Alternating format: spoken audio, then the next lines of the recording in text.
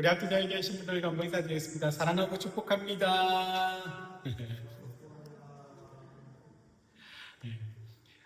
제가 남동생이 한 명 있는데, 이 동생이 이제 있을 때 가장 많이 했던 말들이 내가 알아서 할게 하고 내가 다 안다라는 말이었습니다.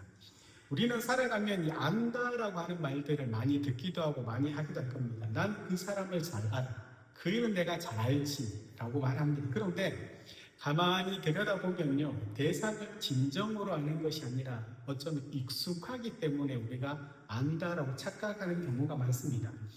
초등학교 시절의 친구를 몇십 년이 지나 만나면 우리 그를 안다고 생각하지만 사실 진정으로 안다고 할 수는 없을 겁니다. 왜냐하면 알고 지낸 시간보다 보지 못한 시간 동안 그가 어떤 삶을 살았고 어떤 변화와 어떤 성장을 했는지를 우리가 모르기 때문입니다. 오래 만난 친구를 향하여 안다라고 말하지만 사실은 예전의 그 모습, 과거의 기억만 우리가 알고 있을 뿐입니다. 지금은 그를 진정으로 안다고 하기 어렵습니다. 이처럼 우리가 일상에서 쓰는 이 안다는 말은 때로는요, 익숙하다는 뜻에 불과할 때가 더 많다는 겁니다. 가족 관계도 그렇지 않습니까? 우리 남편은 이런 사람이에요. 우리 자식은 이 정도야. 우리 엄마 아빠는 짜장면이 싫다고 하셨어 라고 쉽게 이렇게 단정 지어버립니다. 그러다 어느 날 갑자기 짜장면 먹으면 아빠는 짜장면이 싫다고 하셨는데 왜 짜장면 먹지라고 생각하면 깜짝 놀라기도 하는 거죠. 우리는 가족을 이처럼 안다고 하지만 사실 오랜 시간이 지났지만 그를 전부 알지 못할 수도 있다는 겁니다. 왜 그렇겠습니까? 우리가 비록 알고 있다는 것이 안다는 것에 포함되어 있지만 전부가 아닐 수 있기 때문입니다. 시간이 지나면서 그의 생각이 또 그의 신념이 그의 가치관이 어떻게 바뀌어지는지까지 우리는 알지 못합니다. 오늘 본문에 나오는 이 나사렛 사람들도 그렇습니다. 그들은 예수님을 잘 알고 있다 생각했습니다. 그러나 사실은 예수님을 전혀 알지 못했습니다. 오늘 이 본문 앞의 내용은요, 혈루증을 앓는 여인이 믿음으로 고침을 받고 야이로의 죽은 딸이 살아나는 놀라운 기적이 기록되어 있습니다. 사람들은 이 부정한 여인이 정결케 되고 죽은 이를 살리시는 예수님에 대하여 점차 알아가고 있습니다. 그분이 곧 마가가 이야기하는 하나님이심을 보여주는 놀란 사건입니다. 그런데 마가는 이 놀란 기적들 앞에 바로 다음에 예수님이 고향으로 돌아가셔서 배척받으시는 이야기를 배치합니다. 마가 이런 배치는요, 사실 우리에게 이런 질문을 던지는 것 같습니다. 이런 기적을 통하여, 놀라운 기적을 통하여 예수님이 누구인지를 은연중에 드러내고 있음에도 불구하고 정작 가까운 사람들에게 외면받는 이 상황을 우리가 어떻게 생각해야 하느냐는 거죠. 이 질문은 마가복음 전체를 관통하는 물음이기도 합니다. 마가복음은 이 1장 1절부터 예수님은 누구신가 라는 그 물음에 시작해서 예수님이 하나님의 아들, 복음이라는 것을 이야기하며 이 1장부터 8장까지 이 물음을 향하여 끊임없이 마가는 이야기합니다. 그리고 마침내 8장 27절에 가면 베드로가 주는 그리스도시다, 이 메시아라는 고백으로 절정이 이르게 됩니다. 그런데 오늘은 이 여정 가운데 오는 이 본문이 위치하고 있다는 겁니다. 나사렛 사람들도 동일한 질문을 던졌습니다. 우리 2절입니다. 함께 읽겠습니다. 안식일이 되어 해당에서 가르치시니 많은 사람이 듣고 놀라 이르되 이 사람이 어디서 이런 것을 얻었느냐? 이 사람이 받은 지혜와 그 선으로 이루어지는 이런 권능이 어찌 있느냐? 아멘. 이 나사렛에 있는 사람들도 예수님께서 말씀을 가르치는 것을 듣고 보면서 또 소문에 익히 들었던 겁니다. 이런 이들 마음속에 사실은 스스로에 대한 답을 가지고 있었습니다. 우리 3절입니다. 이 사람이 마리아의 아들 목수가 아니냐? 야고보와 요셉과 유다와 시몬의 형제가 아니냐? 그 누이들이 우리와 함께 여기 있지 아니하냐? 이 말은 무엇입니까? 단순한 정보가 아니라 이들이 가지고 있는 깊은 선입견을 우리에게 이야기합니다. 우리가 이 예수를 어릴 때부터 봤던 그 아이가 아니냐? 그 집안 사람들 우리가 다 안다. 그는 목수의 아들이고 그 또한 목수다. 그들은 이미 이런 결론을 내려놓고 예수님을 보고 예수님을 지금 평가하고 있는 겁니다. 그런데 나사렛 사람들은 예수님의 가르침에 대해서는 크게 놀랐습니다. 2절에 이 놀랐다는 말은 헬라어는 벼락을 맞은 것처럼 깊은 충격을 받았다는 의미입니다. 그들은 그 예수님을 안다라는 선입견을 가지고 있음에도 불구하고 예수님의 지혜에 가르침에 반응을 했고 그 손으로 이루어지는 이런 권능이라는 소문을 익히 알고 있었고 예수님 또한 예수님께서 권능을 가지고 있다는 분이라는 사실을 은연중에 알고 있었습니다. 그들은 분명히 보았기도 했고요. 지금 들었습니다. 그런데 문제는 바로 여기서 드러납니다. 중요한 것은 그들이 예수님의 가르침에 대하여 반응도 보이고 예수님의 권능에 대하여 소문을 듣고 본 사람도 있음에도 불구하고 중요한 것은 그들이 어떻게 합니까? 믿지 않는다는 겁니다. 왜요? 이미 자기들만의 답을 내 안에 가지고 있기 때문입니다. 그들은 예수님을 안다라고 생각했지만 사실은 전혀 알지 못했던 겁니다. 그들 안에 이미 견고한 틀이죠. 선입견이라는 틀이 만들어져 있기 때문입니다. 예수님은 직업이 목수입니다. 어머니는 마리아입니다. 형제들은 야고보, 요셉, 유다, 시몬입니다. 이런 정보가 그들의 털이 되어서 예수님에 대한 가르침에 대하여 놀랍기도 하고 그 본능을 인정하긴 하지만 믿지는 않더라는 겁니다. 특히 이들이 예수님을 마리아의 아들이라고 부른 것에서 그들이 지금 예수님을 어떻게 바라보고 있는지 알 수 있습니다. 왜냐하면 1세기 팔레스타인 사이에서 누군가를 아버지의 이름이 아닌 어머니의 이름을 부르는 것은 사실 대단히 비하적인 표현이었습니다. 유대의 관습상 아들은 반드시 아버지의 이름으로 불러야 합니다. 그런데 굳이 마리아의 아들이라고 부른 것은 명백한 경멸의 표현입니다. 그들은 이미 예수님에 대하여 들었고 그 예수를 한참 낮추어 보고 있었던 겁니다. 게다가 목수라는 말은 예수님의 그 아버지 요셉이 목수고 예수님도 목수인 것은 맞지만 당시 사회에서 이 목수는요 생계를 유지할 수 있는 직업이기는 했지만 누군가를 가르치는 랍비나 학자와 같은 이 어떻게 보면 그 상류층에 있는 사람들과 철저히 구분되는 위치였습니다. 그래서 목수라고 이야기하는 겁니다. 그러니 이들의 생각이 무엇입니까? 일개 목수가 어떻게 선생이 되어서 이런 진료 말씀을 전하고 어떻게 목수가 그 손으로 이런 기적을 일으킬 수 있단 말이냐면요 믿지 않고 의심했던 겁니다. 그런데 이러한 모습이 때로는 우리들의 모습이기도 합니다. 신앙생활을 오래 하다 보면요 우리 안에도 이런 선입견이 생깁니다. 예수님은 이런 분이야. 하나님은 이렇게 일하시는 분이야. 기도는 이렇게 해야 하고 이렇게 하면 응답받아. 이런 나만의 그런 신앙의 틀이 생기게 됩니다. 살아계신 하나님께서 그 틀 안에서 일하셔야 되는데 그 틀, 내가 가지고 있는 신앙의 틀 밖에서 역사하시는 우리는 그것을 온전히 받아들이지 못하게 됩니다. 특히 우리의 머리로 이해가 되지 않는 일들이 삶에 일어나면 더 그렇습니다. 우리는 하나님이 내가 원하는 방식대로 일하기를 원합니다. 그런데 하나님이 하나님의 방식대로 일하면 우리는 이해하지 못하고 하나님께 실망하며 그 사실을 쉽게 받아들이지 않으려 합니다. 제가 몇 번씩 얘기하지만 저희 동생이 그랬다고 했지 않습니까? 조카가 알 수 없는 바이러스에 사경을 해낼 때 동생은 그 사실을 받아들일 수 없었거든요. 하나님의 살아계심을 믿고 또 하나님께서 이 생명에 주관하는 것을 믿지만 내가 하나님의 자녀고 하나님 앞에 내가 이렇게 살아가고 있는데 어떻게 내 삶에 우리 아이에게 이런 일이 일어나게 하셨는가? 라는 그 물음에 동생은 이해하지 못했던 겁니다.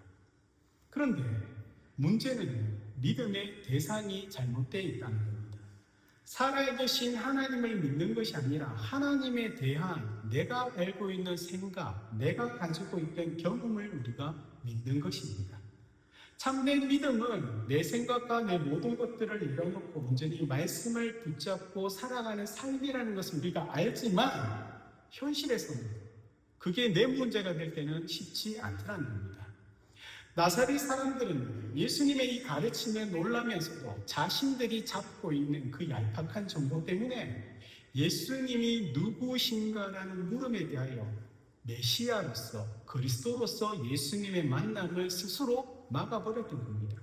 그래서 그들은 끝내 예수님을 그리스도 메시아로 믿지 않았습니다. 우리는 지식이 쌓이고 무언가를 안다고 생각할 때가 가장 조심해야 한다는 것을 기억해야 합니다. 안다고 착각하는 그 순간 여점이면 우리의 영적 죽음이 시작될 수도 있습니다. 우리가 이 신앙에 대하여, 하나님에 대하여, 성자 예수님에 대하여, 성령님에 대하여 안다고 생각하기 때문에 어쩌면 우리는 더 이상 하나님을 간절히 찾지 않고 또 기도하지 않고 말씀 앞에 묵지 않더라는 겁니다. 그 교회 안에서 그런 그룹들이 누구일까요? 저는 개인적으로 제가 목회자지만 목회자와 중직자라고 생각합니다. 누구보다도 오랜 시간 말씀을 읽고 저처럼 저도 성경을 설교를 준비하지만 하나님에 대하여, 우리 주님에 대하여, 성령에 대하여 안다고 하는 이 알미 줄타기를 하고 있다고 생각합니다. 온전한 순종이 무엇인지를 안다고 하면서도 온전한 순종을 하지 않고, 온전한 순종을 하지 않더라도 불순종할지라도 하나님은 회개하면 우리를 용서해 주시는 것을 알고, 그 회개가 단순히 죄를 고백하는 것이 아니라 내 삶의 방향을 온전히 바꿔야 되는 것을 알면서도 그렇게 하지 않고, 그렇게 하지 않은 것을 연약함이라고 알면서도 성령을 의지하는 것처럼 하지만 의지하지 않는 것. 어쩌면 이것이 지식적으로 말씀을 알고 있는 그룹이 가지고 있는 약함과 연약함이 아닐까라고 생각합니다. 의사들이 흔히 하는 말이 있지 않습니까? 자기 병은 자기가 모른답니다. 의학 지식이 많을수록 오히려 자신의 상태를 객관적으로 보지 못한다는 의미입니다. 신앙도 마찬가지입니다. 성경에 대하여 아는 것이 많아질수록 영적으로 교만해지고 자신이 영적 갈급함을 보지 못할 위험이 더 크다는 겁니다. 다 안다고 착각한 이 나사렛 사람들의 결과가 무엇입니까? 결국은 배척이었습니다. 3절 끝에 마가는 간결하고도 뼈아프게 기록합니다. 예수를 배척한지라. 그들이 놀라움과 경이로움을 느꼈음에도 불구하고 그것이 믿음으로 이어지지 않았던 겁니다. 안다라고 단정 짓는 그 순간에 주님과의 그 만남이 멈춰버렸던 겁니다. 하나님은 그렇다고 해서 우리를 억지로 믿게 하지 않으시는 분입니다. 그분은 우리의 인격과 우리의 자유의지를 굉장히 존중하시는 분입니다. 하나님은 그럼에도 열린 마음이나 갈망하는 마음, 주님을 의지하는 그 마음에는 역사하시거든요. 그런데 반대로 이미 우리가 결론을 내려놓은 다친 마음에는 하나님께서 강권적으로 일하시지 역사하지 않으시다는 겁니다.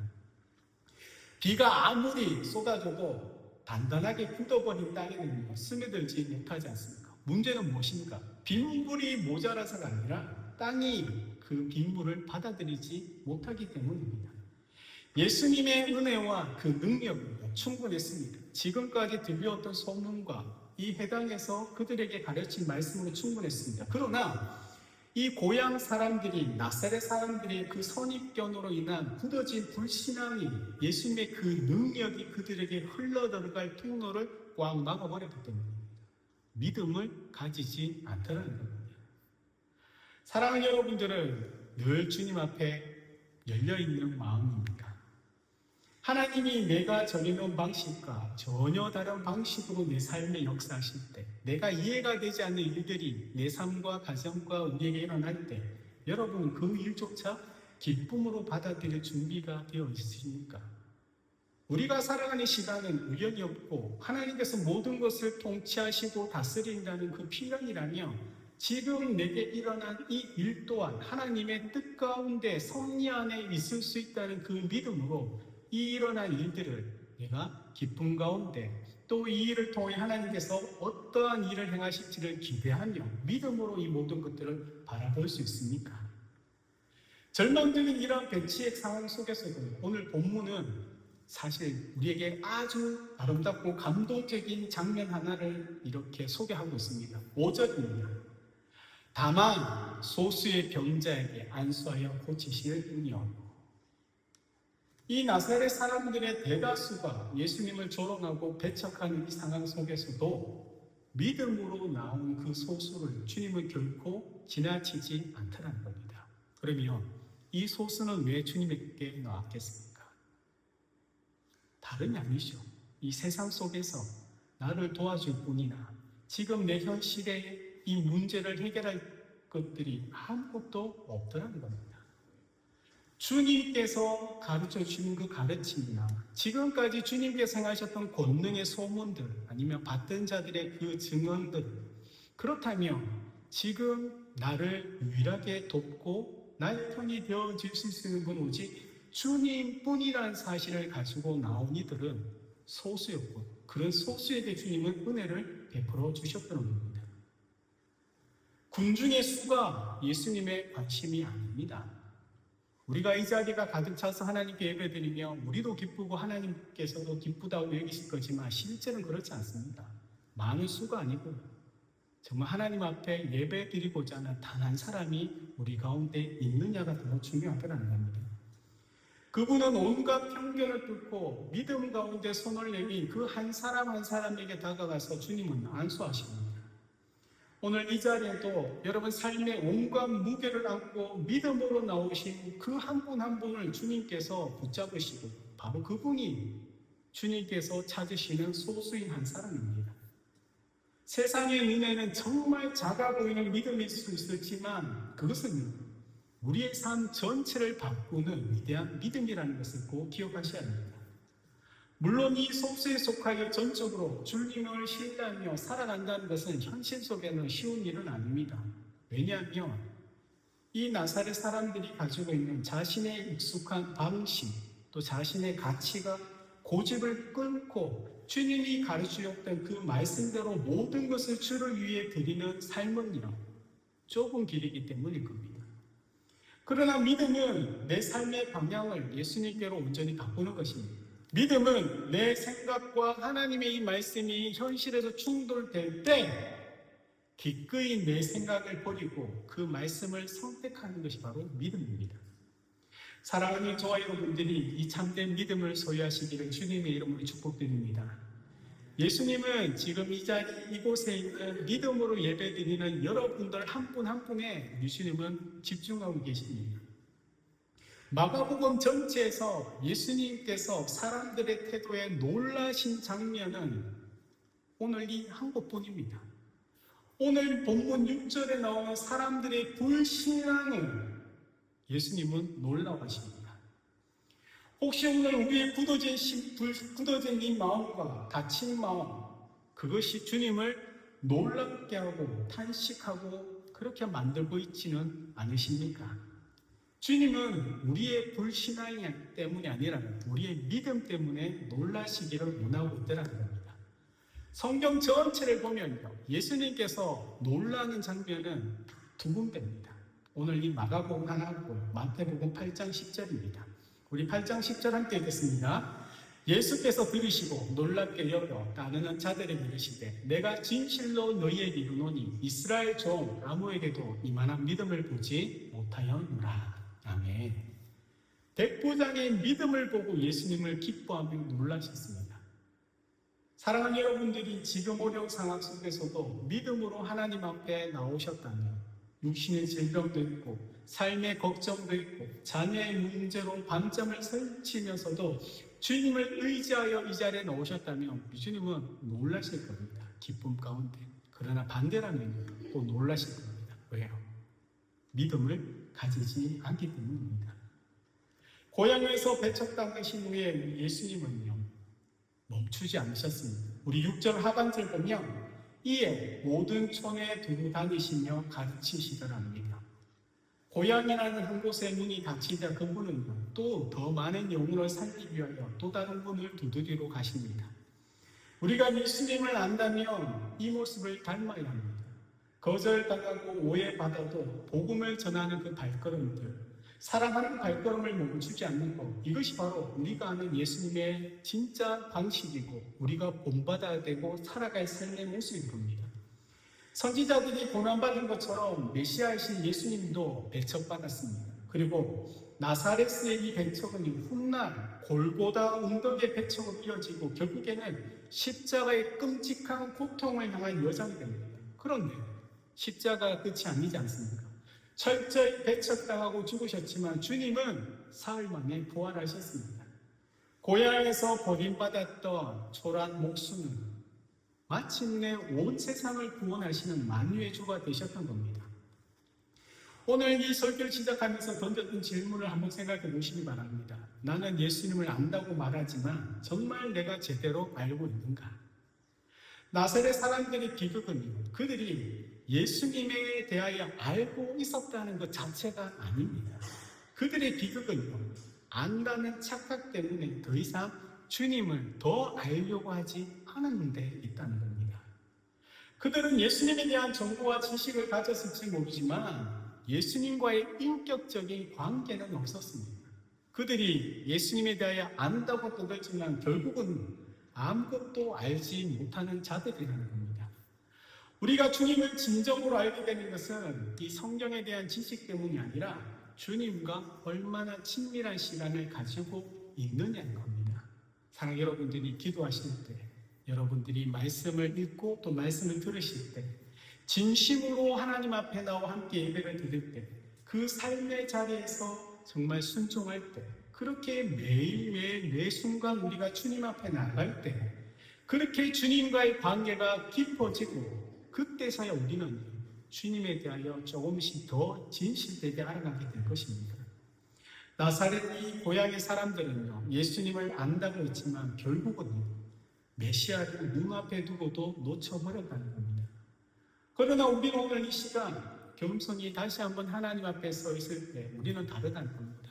이 시간부터 우리가 가지고 있는 지식과 우리가 가지고 있는 경험과 우리가 가지고 있는 이 생각이 모든 것들을 주님 앞에 겸손히 내려놓고 정말로 예수님이 누구이신가를 알아가고 묻고 그분이 정말로 메시아 그리스도라면 그분이 내 삶의 일부가 아니고 전부처럼 살아가는 저 여러분 되기를 주의로 축복드립니다.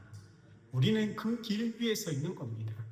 안다고 하지만이라고 이야기하며 돌아서는 자기가 아니라 정말로 우리가 알고 내가 믿고 내 삶으로 살아내는 그런 참된 사람을 주님은 이 시간에도 우리를 찾고 부르시더라는 겁니다.